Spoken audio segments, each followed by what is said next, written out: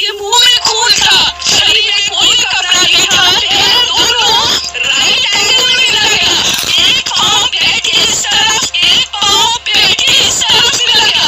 शख्सियत को कूटा गया जिसकी वजह से आंखों से खून निकल गया, दबाकर मारा गया। इंडिया के कोलकाता शहर में 9 अगस्त 2024 की सुबह एक ऐसी खबर सामने आती है जो पूरे देश को हिलाकर रख देती है।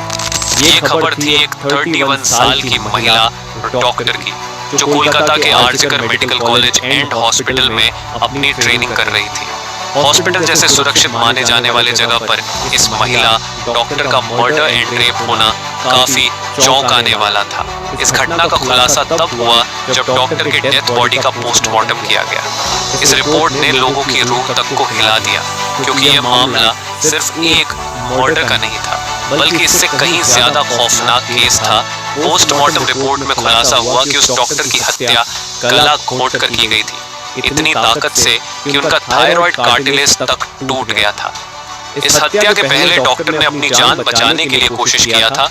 इसका सबूत उनके शरीर पर मिले कई निशानों से मिला। सबसे डरावना सच तब सामने आया जब डॉक्टर के प्राइवेट पार्ट्स पर घावों के निशान पाए गए।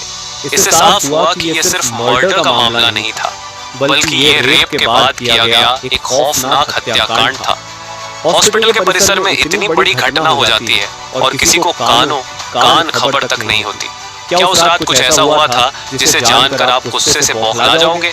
क्या वहाँ कोई और था जिसने इस क्रूर घटना को अंजाम दिया? और अगर था तो आखिर कौन था? इन्हीं सवालों के जवाब खोजते हुए हम आज की इस वीडियो में आपको बताएंगे कि आखिर क्या हुआ था उस रात इस मेडिकल कॉलेज के शांत माने जाने वाले परिसर में। जब आपको सच का सामना होगा तो यकीन मानिए आपके भी रोंगटे खड़े हो जाएंगे।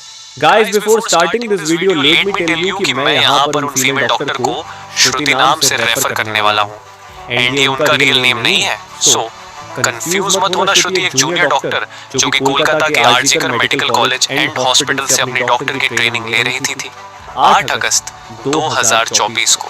और दिन की तरह श्रुति अपनी नाइट शिफ्ट पर होती है और वह अपनी जॉब कर रही होती है। तभी रात के 11 बजे उन्हें अपनी मदर का फोन आता है, जैसे कि हर दिन आता था, क्योंकि पेरेंट्स को तो अपने बच्चों की चिंता हमेशा होती है। श्रुति की मदर उनसे पूछती है कि क्या तुमने खाना खा लिया और तबीयत वगैरह तो ठीक है तुम्हारी? जिसके रिप्लाई में श्रुति बोलती है कि उनकी तबीयत एकदम ठीक है और वो बस अभी कुछ पेशेंट्स को देखने जा रही है, जिसके बाद वो अपने कलीग्स के साथ बैठकर खाना खाएंगे। अपनी मदर से बात करने के बाद श्रुति पेशेंट्स को देखने राउंड पर निकल जाती है।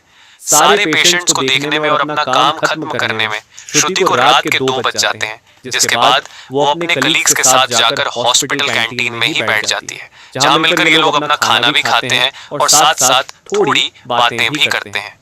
खाना खाते खाते और बात करते हुए रात के 3 बज जाते हैं और इस वक्त श्रुति थोड़ी थकान सी फील कर रही होती है, तो वो अपनी थकान दूर करने के लिए इस हॉस्पिटल के 4th फ्लोर में बने सेमिनार हॉल में जाकर रेस्ट करने लगती है। श्रुति के रेस्ट करते करते सुबह के 7:30 बज जाते हैं, पर वो तब भी इस सेमिनार हॉल से बाहर नहीं आती, जो कि काफी ज्यादा अनयूजुअल था, क्योंकि श्रुति कभी भी आधे 1 घंटे से ज्यादा का ब्रेक नहीं लेती थी।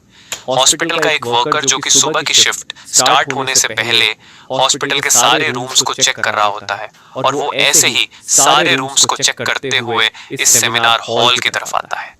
जैसे ही वो सेमिनार हॉल के बाहर आकर उसका गेट खोलता है, उसकी आंखों के सामने होता है एक भयानक नजारा, जिसे देखकर वो बहुत जोर से चीख पड़ता है।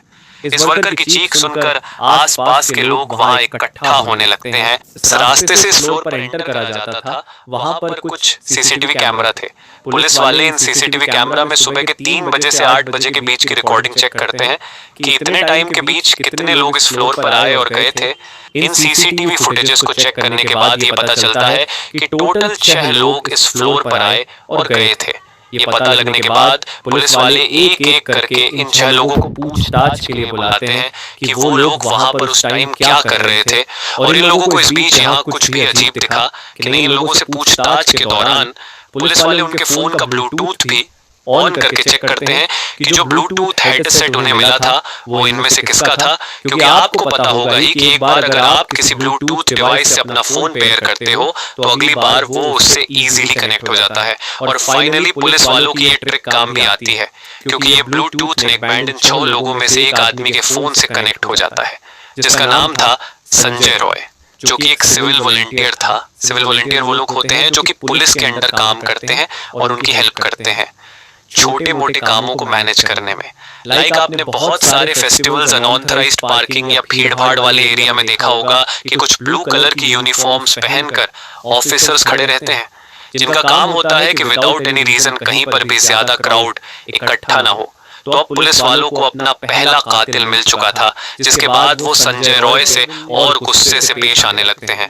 बट संजय पुलिस वालों की किसी बात का भी जवाब नहीं दे रहा होता, क्योंकि वो काफी ज्यादा नशे की हालत में था। इस बीच पुलिस वाले संजय का फोन भी चेक करते हैं, जिसमें उन्हें भर भर के पोर्नोग्राफिक कंटेंट मिलता है, जिससे उनका शक यकीन में बदल चुका था कि संजय ही श्रुति के मर्डर का मेन कल्प्रीट है। इसके बाद पुलिस वाले संजय रॉय को और ज्यादा डराने लगते हैं। एंड फाइनली वो डर कर अपना गुनाह कबूल भी कर लेता है कि उसने ही श्रुति को मारा है और उसका रेप किया है। ये पता लगते ही कुछ पुलिस वाले और प्रूफ्स कलेक्ट करने संजय रॉय के घर जाते हैं, जहां पर उन्हें एक शू मिलता है जिसके ऊपर कुछ खून जैसे ही धब्बे थे। तो पुलिस वाले उसका सैंपल कलेक्ट कर लेते हैं। थोड़ी और तलाशी लेने पर पुलिस वालों को संजय के घर के बाहर कुछ कपड़े सूखते हुए दिखते हैं, और ये वही कपड़े थे जो कि उस दिन संजय ने पहने थे, क्योंकि ये सब सीसीटीवी कैमरा में कैप्चर हो गया था, जिससे जाहिर था कि संजय ये प्रूफ मिटाने की भी कोशिश कर रहा था। बट जब संजय को पूछताछ के लिए पुलिस स्टेशन में लाया गया था, उस वक्त वो काफी ज्यादा नशे की हालत में था। तो क्या वो ये सब बस इसलिए कर रहा था ताकि उसे कम सजा मिले, जस्ट बिकॉज वो उस वक्त नशे में था? बाद में जब पुलिस वाले उस शू पर लगे ब्लड सैंपल्स को चेक करवाते हैं तो वो भी श्रुति के ब्लड से मैच हो जाता है, which was a solid proof against him। इन सारी रिपोर्ट्स एंड डिटेल्स को एक साथ कंबाइन करके पुलिस वालों को पता चलता है कि उस रात संजय रॉय काफी ज्यादा नशे की हालत में था और वो रात के 11 बजे हॉस्पिटल में एंटर करता है। संजय अक्सर उस हॉस्पिटल में नाइट शिफ्ट किया करता था, तो उसे यहाँ की काफी अच्छी नॉलेज भी थी कि कहाँ पर कैमरा है और कहाँ पर नहीं। तो वो आराम से इस हॉस्पिटल के 4th फ्लोर पर जाकर बैठ जाता है, क्योंकि वो नहीं चाहता था कि कोई उसे ज्यादा नशे की हालत में देखे, वरना वो अपनी जॉब से हाथ धो सकता था। 4th फ्लोर पर आते ही वो अपना आराम से सो जाता है। जब उसकी आंख खुलती है तब तक सुबह के 3 बज चुके थे। तभी संजय की नजर श्रुति पर पड़ती है, जो कि रेस्ट करने सेमिनार हॉल में जा रही थी। श्रुति को अकेला देखकर संजय के इरादे बिगड़ने लगते हैं। वो पहले काफी देर तक इस फ्लोर के चक्कर लगाने लगता है, ये कंफर्म करने के लिए कि कोई यहाँ पर ज्यादा आ तो नहीं रहा। जब उसे लगता है कि हाँ उसका रास्ता साफ है, तो वो 4 बजे सेमिनार हॉल के अंदर एंटर करता है और फिर वहां से 4:45 पर बाहर आता है। इन 45 मिनट्स तक श्रुति के साथ इस आदमी ने क्या क्या किया होगा और वो कितने पेन से गुजरी होगी, ये सोचकर ही किसी का भी दिल सहम जाएगा। स्पेशली श्रुति के पेरेंट्स, जिन्होंने इतनी उम्मीद से और सैक्रिफाइसेस करके अपनी बच्ची को डॉक्टर बनने भेजा था, एंड श्रुति अपने पेरेंट्स की अकेली बेटी थी, तो उनके लिए तो ये किसी सदमे से कम नहीं होगा। एंड गाइस, ये केस अभी भी क्लोज नहीं हुआ है और 23 अगस्त तक संजय राय को कस्टडी में रखा जाएगा। इस कातिल इंसान के साथ क्या होना चाहिए आप कमेंट में जरूर बताना, और इस केस रिलेटेड जानकारी देखने के लिए